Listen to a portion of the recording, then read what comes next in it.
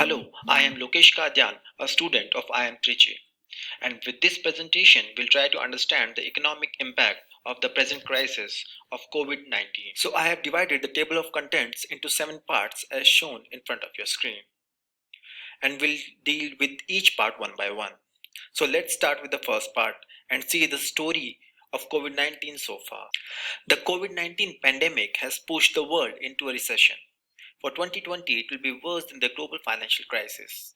The economic damage is mounting across all the countries, tracking the sharp rise in new infections and containment measures put in place by the governments.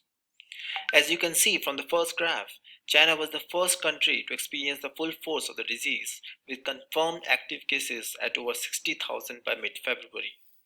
The European countries such as Italy, Spain, and France are now in acute phases of the epidemic, followed by the United States, where the number of active cases is growing rapidly.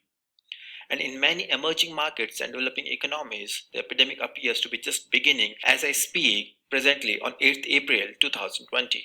In Italy, the first country in Europe to be severely hit, the government imposed a national lockdown on March 9th to contain the spread of virus. As a result, attendance in public places and electricity use have declined dramatically, especially in northern regions where infection rates have been considerably higher, as can be seen from the graph.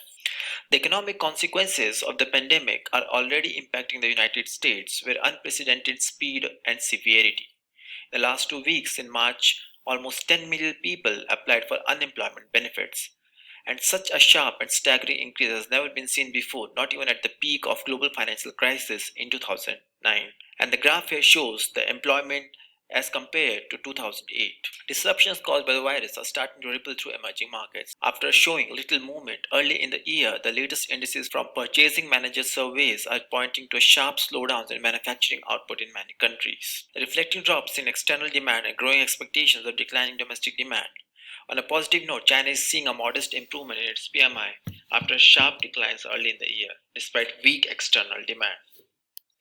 As recently there has been news that China has opened its Wuhan province for transportation. The modest improvement in economic activity in China is reflected in the daily satellite data on nitrogen dioxide concentrations in the local atmosphere, a proxy for industrial and transport activity. Although the recovery in China is still limited, but showing encouraging signs for the rest of the world. Here we will compare the market fall in 2020 vis-a-vis 2008. With the first graph, we see that markets started falling in January of 2008 and in January of 2020. The fall in 2020 weirdly is similar to 2008. Nifty 500 index has fallen by 21% in first 55 days from peak compared to 24% in 2008. The second one shows the dissimilarity in rise. Market shows its strongest rally starting August 2007 till January 2008. The rise which preceded the ensuing fall in 2008 was very different as compared to 2020. Further, during the 5-year bull phase of 2003 to 2008, Nifty 500 gave 48% as compounded annual growth of rate returns. However, between 2015 to 20, they delivered just 8% CAGR returns. Further, Indian GDP growth in bull phase quickly picked up, but there was no such pickup now. Similarly, other market indicators such as valuations and inflation also shows the same summary.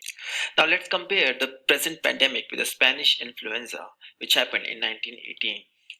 I have listed down both the economic consequences of the Spanish flu, which happened then with the limited data available, as that time the data was not easily available, and the economic consequences of COVID-19. Now here we have to focus on the 3 lessons which we can learn from the past. First is that public health response to the spread of the disease must focus on containment. The second one is that good information is the key to disease control. We cannot afford a media blackout as it was there in 1918. And the third lesson is that we must prepare for the economic and human consequences of the virus and act to minimize its impact. Now let's see how Indian economy was performing just before the COVID-19 induced deep recession.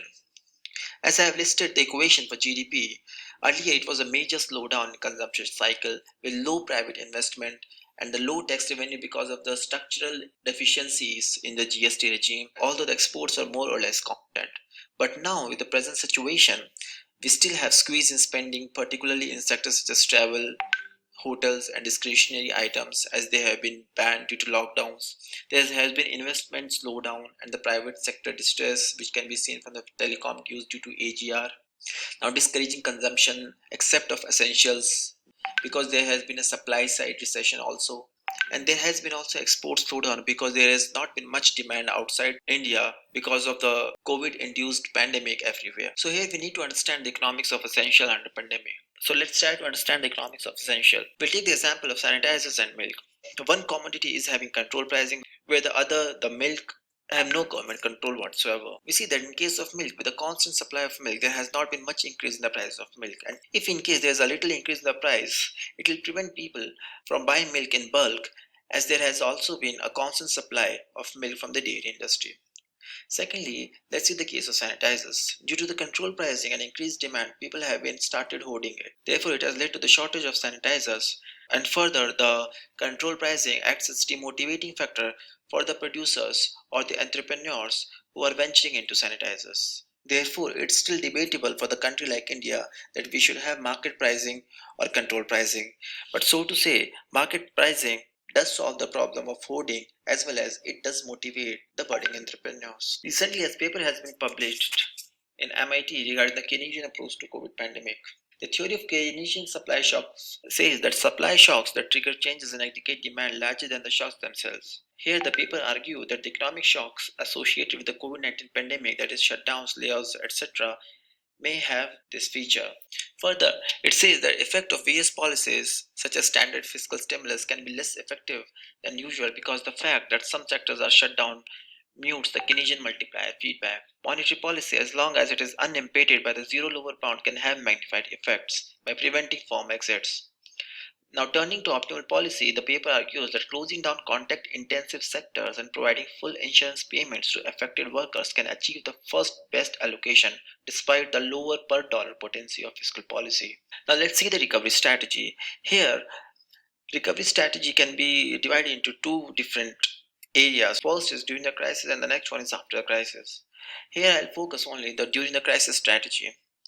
There you can achieve through monetary and fiscal tools. As bank acts as the lender of last resort, they can lower the policy rates, they can reduce the penal rates such as bank rates. Secondly, through fiscal tools such as making supply of essentials regularly by the direct benefit transfers, or to say applying the universal basic income by giving cash directly to the consumers along with the rations. So this was my effort to put forth the economic impact of the present crisis. Thank you.